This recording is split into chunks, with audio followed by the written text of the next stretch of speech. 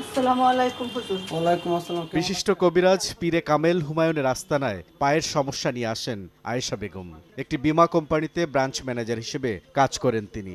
সব শোনার পর পীর আয়েশাকে আশ্বস্ত করেন সমস্যা সমাধানের।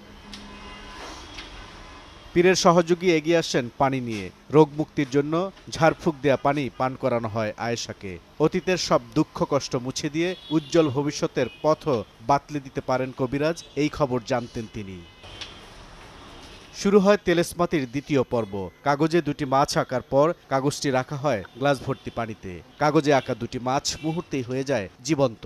বিশ্বাস বাড়তে থাকে আয়েশা বেগমের। কবিরাজ জানায় কালো মাছটি তার বিপদ আর লালটি মঙ্গলজনক। ঝাড়ফুঁক আর মাছের ভেলকিবাজি দেখিয়ে ৮ লাখ টাকা হাতিয়ে নেন কথিত কবিরাজ।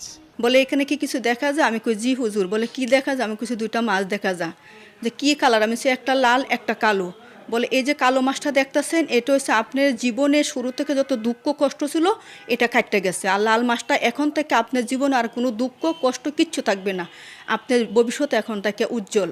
আর আপনি তো আগে একটা পলিসি করাতে গেলে অনেক ক্লায়েন্টকে বলতে হইতো, এখন কারকে বলতে হবে না, ইচ্ছাকৃতভাবে সে আপনার কাছে পলিসি করবে।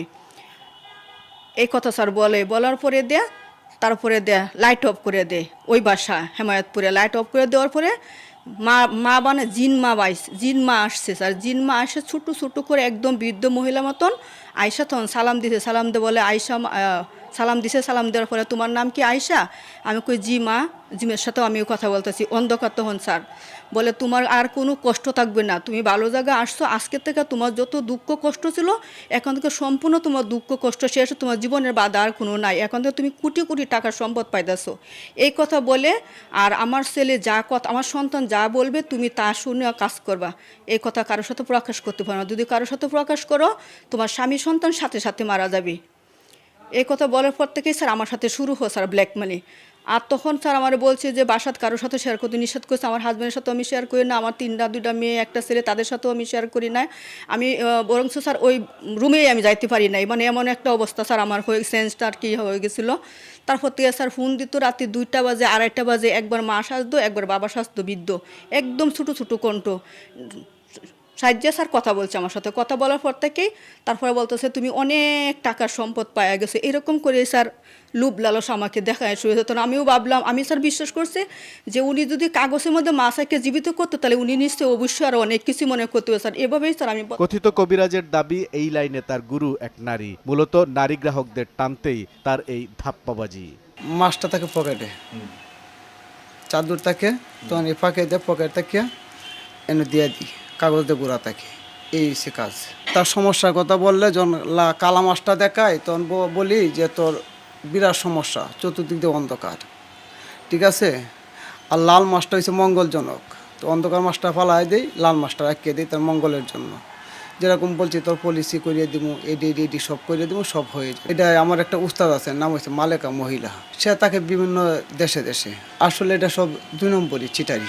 হুমায়ুনের আরেক সহযোগী জাকারিয়াকে রাজধানীর বাইরে অভিযান চালিয়ে গ্রেফতার করা হয়েছে। গ্রেফতার করা হয়েছে এক নারী সহযোগীকেও। একটা ঘোরের সৃষ্টি করেছে আলো অন্ধকারের মধ্যে, যেই অন্ধকারের মধ্যে হঠাৎ করে সাদা কাগজে 2টা মাছ আঁকলো।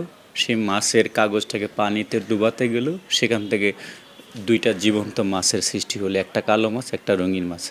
কালো মাছটা হয়ে যাবে সমস্ত দুঃখ কষ্টের প্রতীক, আর লাল রঙিন মাছটা হবে সামনের উজ্জ্বল ভবিষ্যতের প্রতীক।